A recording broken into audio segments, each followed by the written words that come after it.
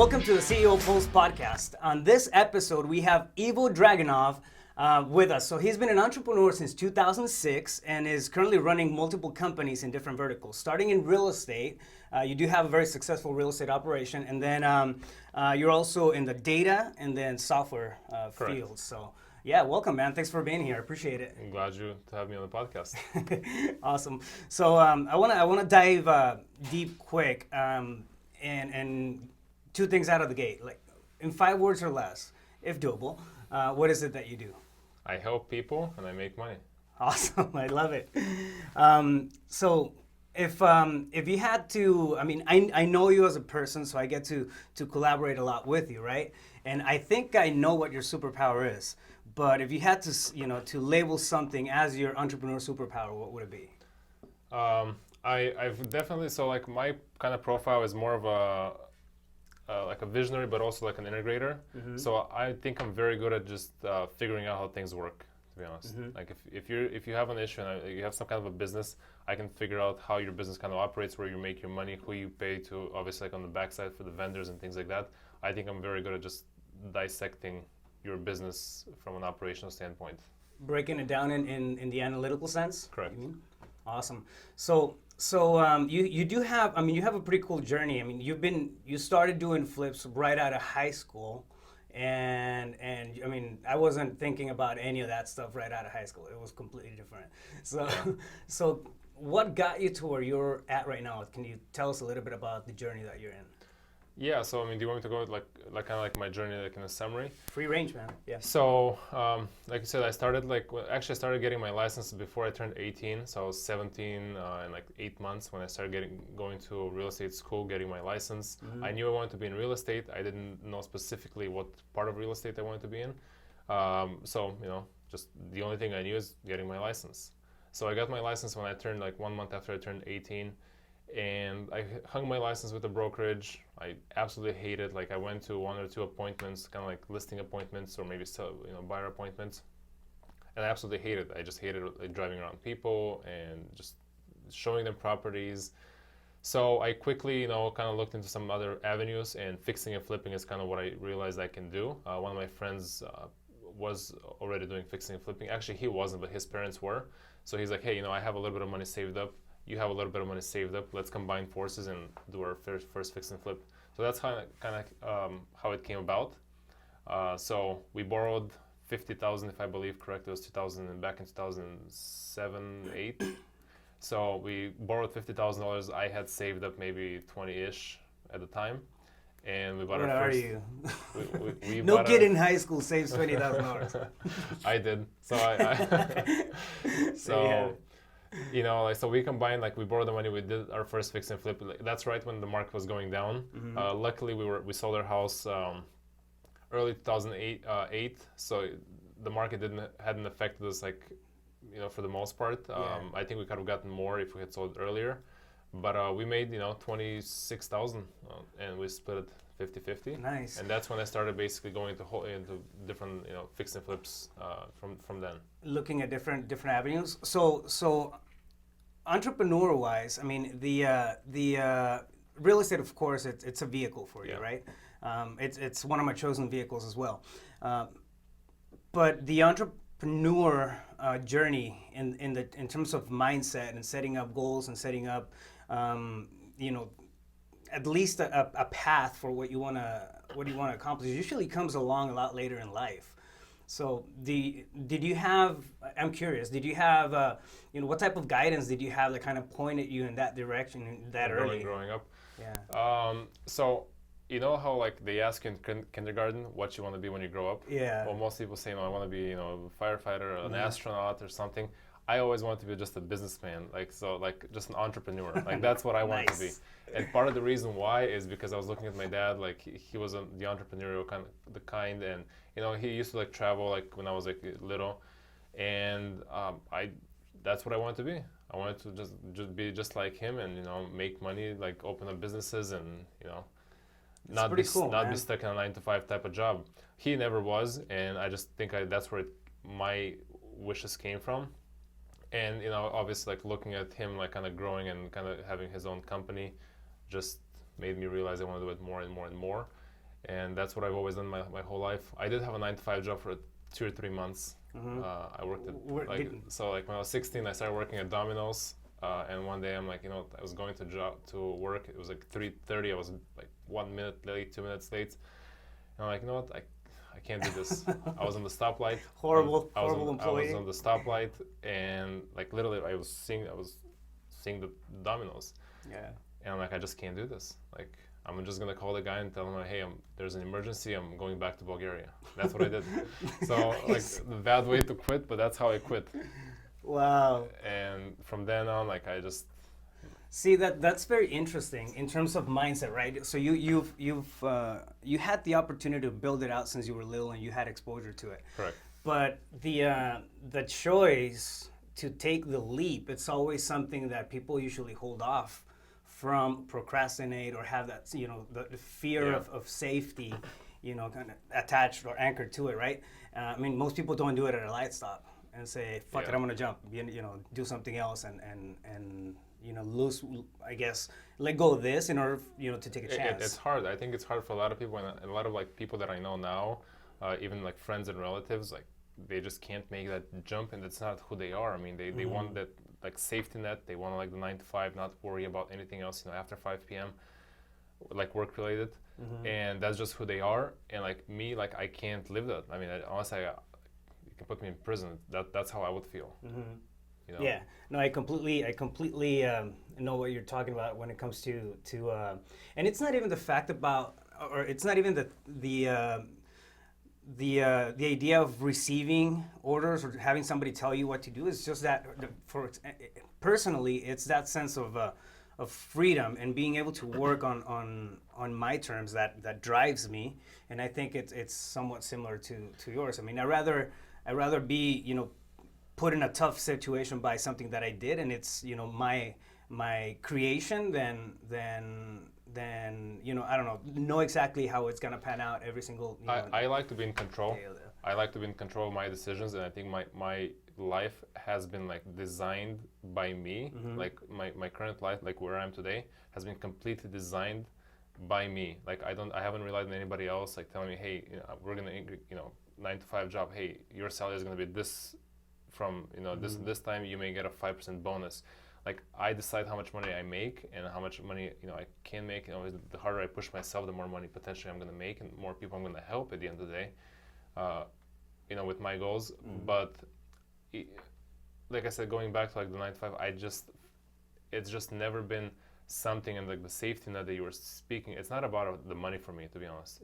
It's really not. I thought it was in the beginning, to be honest. Like like 18, 19, you want to get places, you want more money to have, and to buy things, but as like my journey has progressed, for me it hasn't been about the money. Like that's what I've realized the past like several years. It's really about like how much can I push myself and what can I accomplish and how many people can I like impact in life, and obviously like money is a byproduct of success. Yeah. You said something very interesting, and the driver behind the motivation, right? So I went into this little stage where I was wondering, why do I shoot for so many things? Why am I never comfortable and satisfied with the place where I'm sitting there? I'm always looking for something else, right? And I did a lot of mindset work and that sort of thing, and eventually came to realize that it's just because we can. Why not? The opportunities are out there, and it's just a matter of reaching out and then holding on to it, and then holding on and working your ass off, of course. Otherwise, nothing gets done. But tapping into the potential that we already have as people, as entrepreneurs, as somebody that takes a risk, and then just holding on and not being outworked. So yeah, but like I think you probably, because your degrees are a lot more into that sphere. Like I mean, the person that is completely comfortable with their life, I mean, what do they have or not have that like an entrepreneur has or doesn't have type of thing? Like because like I can't be like ever like being like, hey, I'm gonna work 9 to 5 and be satisfied with my life. Like that's just not me. Well, I just don't know from a psychological standpoint. Obviously, like you may know a lot more than I do, but what separates and what the differences are between these types of people. Because like I said, I definitely know people in my life that are completely comfortable with, making $30,000-$40,000 a year and just never having any aspirations to be anything more.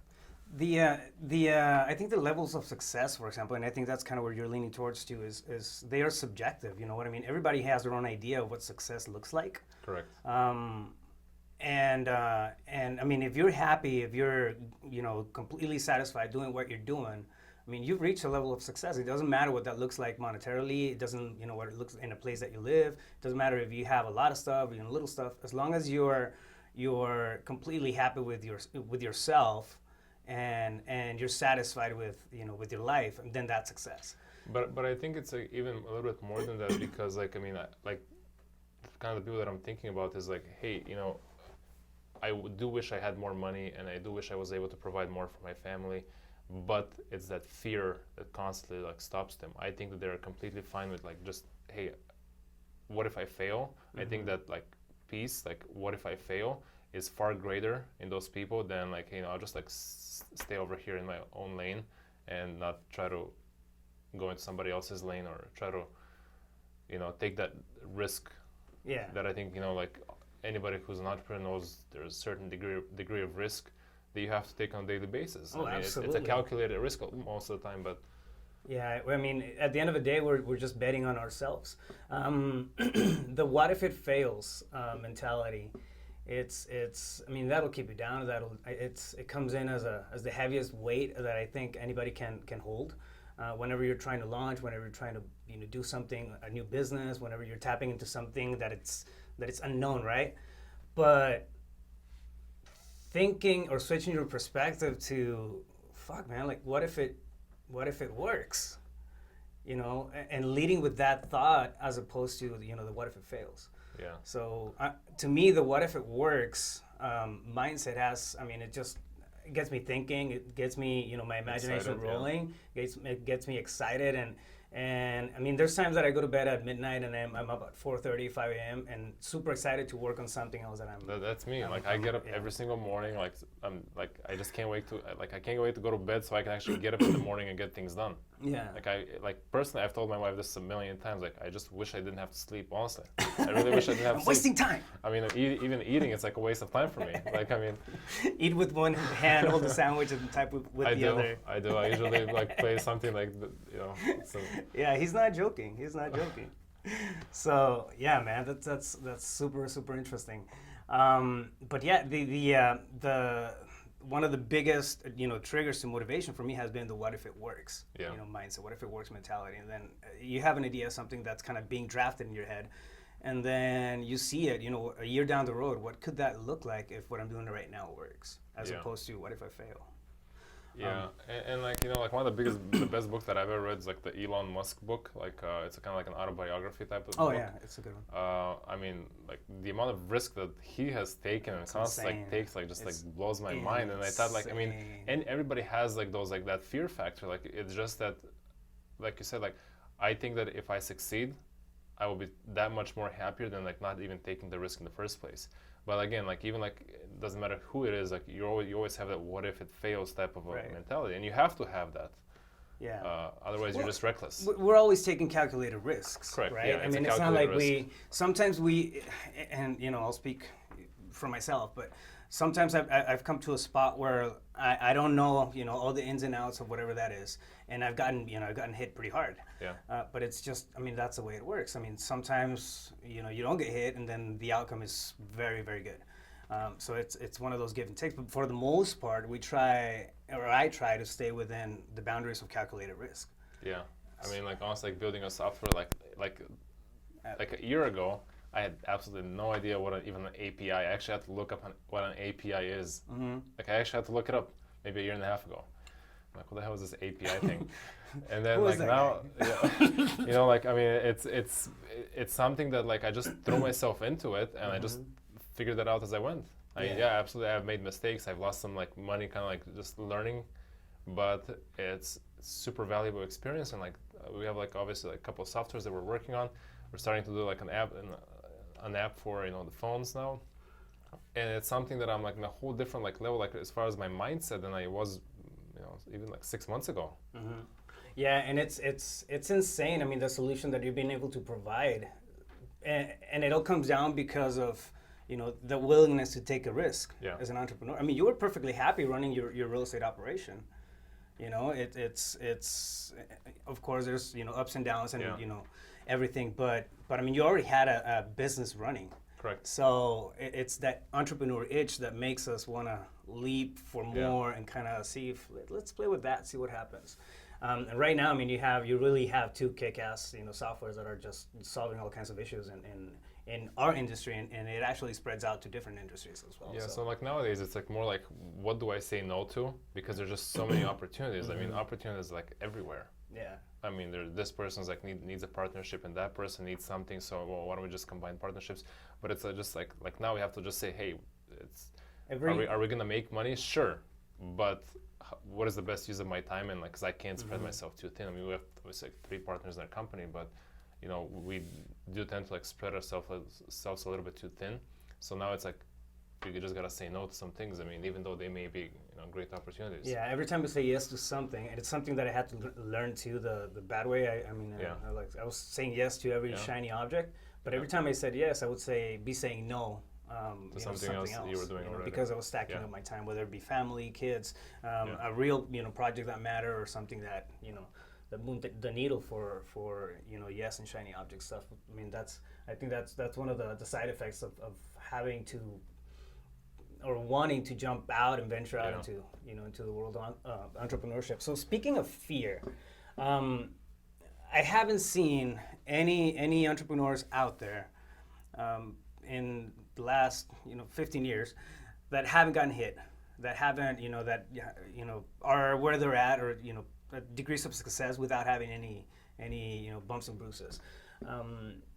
Can you share one of the biggest adversities that you've had as an entrepreneur? It doesn't have to be real estate related. I mean, just in business wise, like learning lessons, kind of stuff. The biggest mistake. So if you're not if you're not taking if you haven't gotten hit like a setback, then you're not trying hard enough. Like, I mean, that's just the reality of it. Word. You're just playing it super safe to where you don't want to get out of your comfort zone.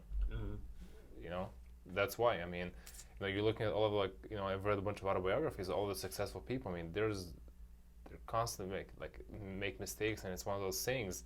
It's not a matter of how many times you fail. It's just how many times are you gonna get up after you fail, pretty much. Right. So for me, I didn't. So 2007, 2008, up until let's say 2016, I hadn't lost a single dollar on the house. I made every single house I bought. I made money on. So I never had that. It's a 10-year track record. It's a 10-year track record. So I've never had that hey, some people say hey, your first lesson is usually your most expensive lesson. Yeah.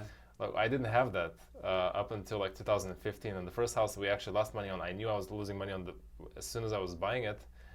And it just that it was more of a I just don't want to go through the hassle of canceling and then kind of getting into some kind of lawsuits or whatever. So I'm I'll just take it. I know I'm losing money, but it is what it is. I'll take it as a learning lesson. The second house for me was out-of-state property. I didn't do my due diligence as much as I should have, as much as I usually do.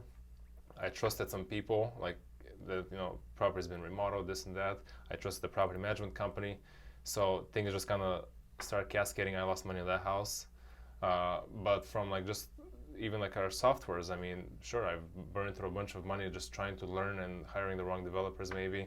And even the right developers, I mean, they make mistakes, and then we take a decision, and this decision is not the right one. We need to kind of go back and then try another way. So that's all leads to lost money and productivity. And so as far as lessons from that type of stuff, what have you been able to take from some of those instances and then apply it going forward? How have those I don't want to say failures. They're learning lessons. Yeah. I mean, that's how I see them. Yeah. I never fail. I either learn or or I profit and win, right? Yeah. But I've done a lot of learning. So a good way to put it. So what have you taken? What nuggets have you taken that apply going forward? it's just countless. I can't think of like, I mean, like even like we're starting on like doing a new app, and I was just mapping out this morning like the way the app should look, and you know, all the menus and buttons and like all the functionalities. I mean, knowing what I know now, I'm not repeating the same mistakes that I made like on my first software when we actually first created it. I mean, there was just a lot of things. So now it's like I can get super organized, give the developers the exact like outline of what I need, and I can actually push them. Hey, I don't want it done this way. I want it actually done this way, and this is the infrastructure that we actually need to use, because using that other infrastructure is not going to work because I've been there. So that's really cool that you're saying that. So right now you're at the front end of engineering this whole, you know, software, this whole thing that's going to be a monster. It already is actually, and you've been in it for a year. I mean, you've been in this whole thing for a year. Day one of that year, your entrepreneur brain was not. I mean, I'm sure it didn't know what API was. I didn't know. That's the one. I think I saw it on Facebook on API, and I actually looked it up. And now you have this whole damn thing that's so like now we're just creating the APIs. But like the software that you're referring to, that was my learning lesson, to be honest. Like even in the beginning, and then like things have progressed like very far now. But we're starting like a brand new one where I'm like mapping out everything. So now like I know my lessons. I know how to like organize. I know how to like show it to somebody and tell them like, look, this is step by step of what I need, and actually guide them. So they can. I mean, I'm just cutting like corners currently. So that's a very, very cool lesson in itself. Just, you know, seeing how you went, you know, cold turkey into something that was not your industry, no previous background on it. I mean, you were a real estate guy, and then jumped into this, and without knowing what the end result was going to look like, right? And it's still in progress. But what I'm trying to get to is that you didn't know everything that was mapped out before you took that first. I didn't know anything. That first big action, right? That's a wall. I mean, I know it's been a wall for me in the past, where like, oh, you know what, I'm analyzing and then looking, trying to figure out everything exactly how it's going to pan out, and then do 3-month projections, 6-month projections, 9-month project, 3-year, and then I'm into it for like 25-year projections, which are insane. It's like nothing happens like that in the real world. 25 years is too hard. But what happens though, it's the risk is always there that you're just going to stay stagnant in one spot because you don't see the whole journey. Now the way that I see it, and it's kind of what happened with you. Like, I don't have to know the whole road. I mean, I can read road signs as I go, right? That's what you're gonna have to do. Like, if anybody has the answers, then they're not like aiming high enough. Yeah. Like, I mean, like. I love it.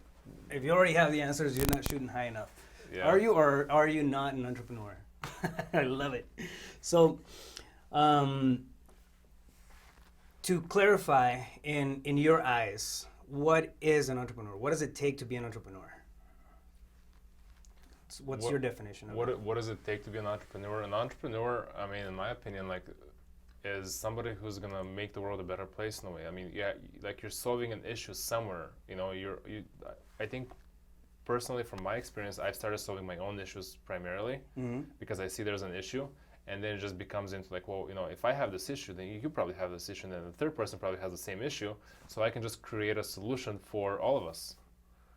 So now what I did is I solved my issue, but now I'm solving everybody's issue, and then I'm creating a product or a service out of it. Spreading the love. First, I'm obviously helping like somebody like with their problems or issues, and then I'm getting paid as a result. I mean, that's how it became a business for me. A lot of these things. You nailed it right out of the gate. I mean, making the world a better place. Yeah, I mean, you're solving an issue for somebody. Otherwise, you're gonna fail. I mean, you see everything on Shark Tank. Like some things are better than others. But they all aim to do the same thing: solve a problem. Or a need. How have you dealt with the doubt, the self-doubt that kind of creeps up on you as you're either developing a software? I mean, working just educating myself. A new angle, new perspective. Educating myself, like completely, like I'm 100% sure, like educating myself. Like I will just like I remember when I was first like starting at first, like even 3 years ago, about doing like phone numbers and skip tracing and all those things. I mean, I probably went through, I'm not kidding here, like I went through probably page 20 of Google. Like I'll search something and I'll just read and read and read and read and read until I know how to put all these pieces together. Kind of going back to what you asked me, what my superpower is, like I can actually okay, so how does this company actually work? Where did they get their, let's say, data from, or all of the softwares they get connected through APIs and use third-party companies to make their software actually work and function. Mm-hmm. So I can like easily like figure out, okay, so how does this company? I'll actually look into the source code and like try to figure out which company are they using on the back end to be able to solve this piece of their puzzle, basically. So like that's what I'm like. I can just completely educate myself, and until I know who's who in the industry, and I can, and again, like I've had a lot of dead ends, like data companies and all of these things. Like I mean, I've spoken probably to hundreds of data companies.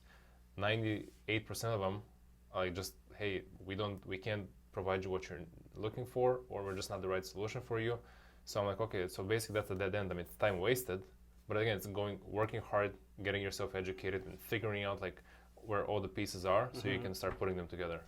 Pioneering, man. That's that's what you're doing. You're pioneering your lifestyle and what you want to set out to build, because there's no real blueprint. Somebody once told me, whenever you set out to do something that's yours, it's like having a ball of wax. You can shape it any way you want to, and it's gonna be perfect at the end of the day. Why? Because it's yours. It's yours.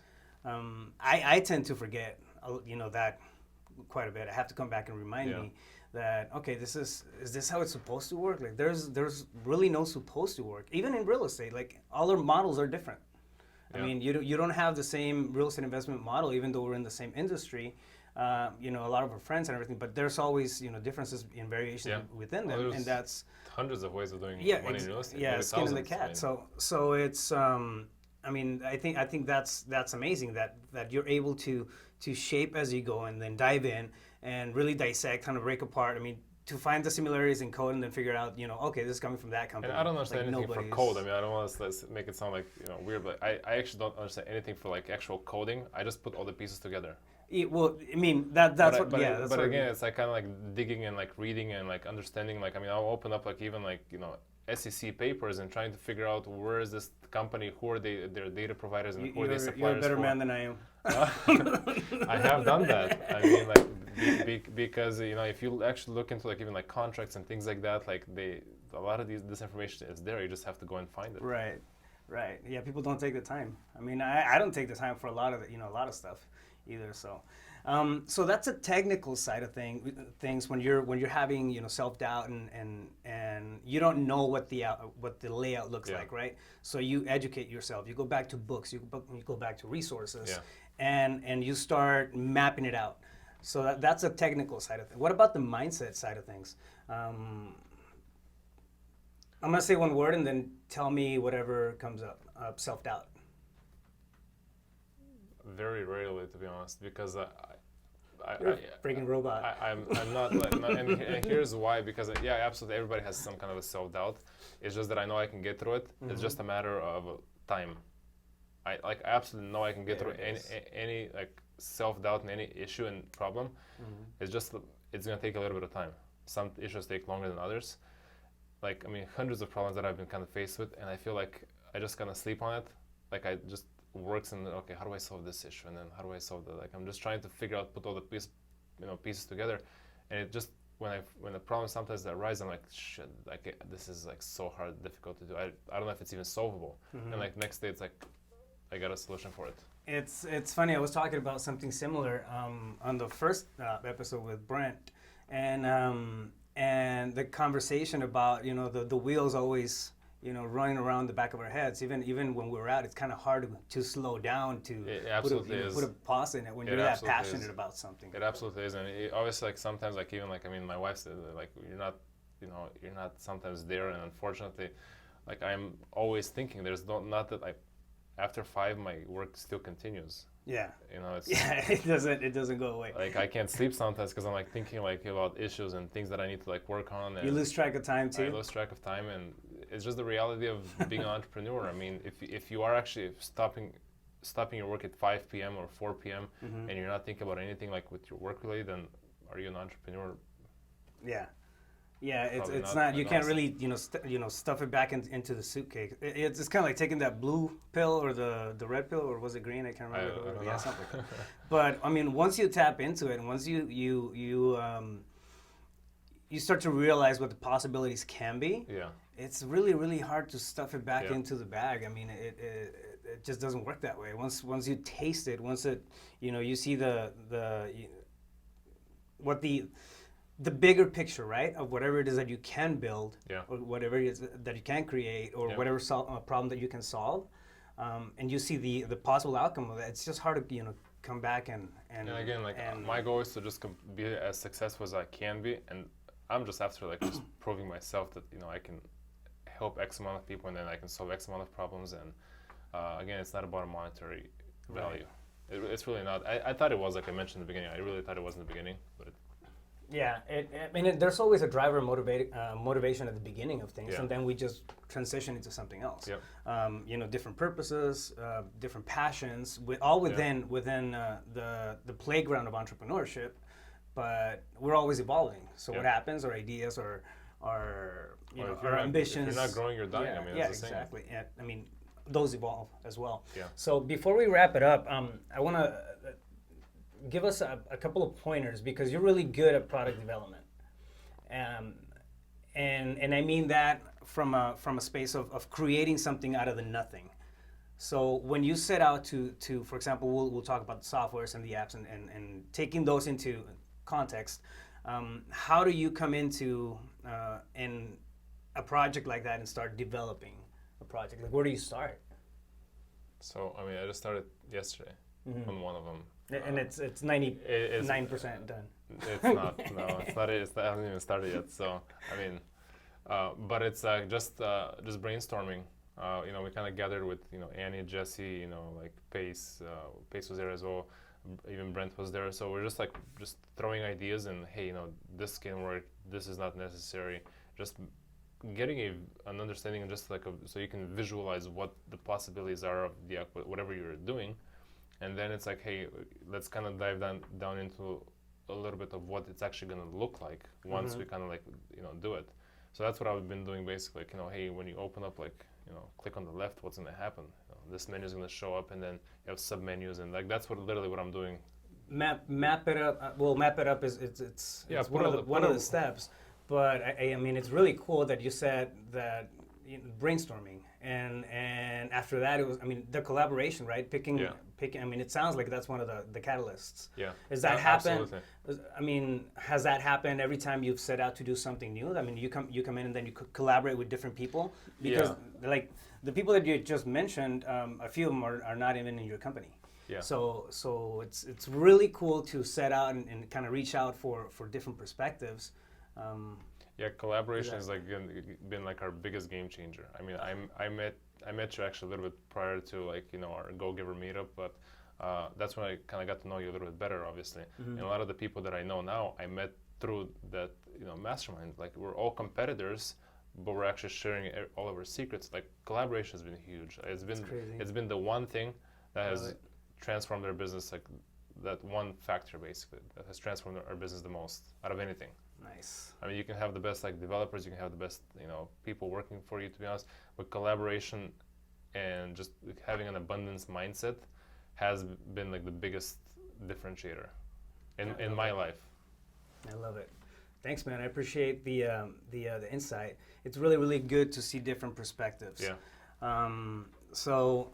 What resources can you put out there, books or podcasts or something that you can recommend out to our viewers? I mean, honestly, the best book that the last book that I read was Elon Musk's book. That's why I mentioned it earlier.